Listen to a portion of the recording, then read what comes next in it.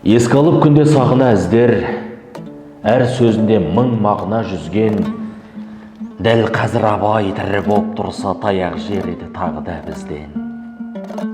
Басқада шауып, төс көрлеген үшін, қара бір сөзге дес бермеген үшін, тозығы бар деп дәстүріміздің де әруақтардан сескенбеген үшін, ислам дінін қастерлеген үшін, шамани салтты ескермеген үшін, тәңірлік дінді хош көрмеген үшін, қыруар малды кедейге таратып Құнанбай атаға ас бермеген үшін, ешқашан оны аямас едік. Тоқпақтасақ та тоямас едік, тоямаған соң қоямас едік.